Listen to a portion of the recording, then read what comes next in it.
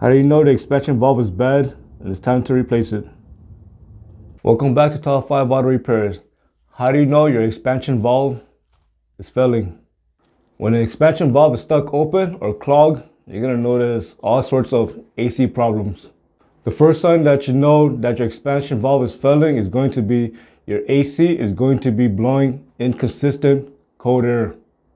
For example, let's just say the weather is about 80 degrees or so and it's barely blowing cold air.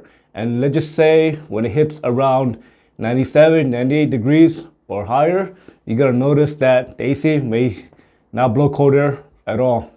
The next sign that you know that expansion valve is failing is going to be frost. If you see frost on the expansion valve or you see frost on the evaporator outlet, there's a very good chance that expansion valve is faulty and it's time for replacement. The next sign that you know the expansion valve is due for replacement is going to be refrigerant leakage. If you see refrigerant oil on the expansion valve, that expansion valve seal have already gotten bad and it's time to change that seal. If you're going to change that seal, you might as well replace that expansion valve. Again, if you notice that your AC is blowing inconsistent cold air, and sometimes it will blow cold air and then sometimes hot air and then cold air and hot air, again, it's time to change that expansion valve. If you suspect that you have a bad expansion valve, it is time to check the AC system. So first thing you want to do is you want to start your vehicle and turn on the AC. Next, locate the AC line. You're going to have the low side and you're going to have the high side. So you want to touch the low side and the high side while the vehicle is running and the AC is on.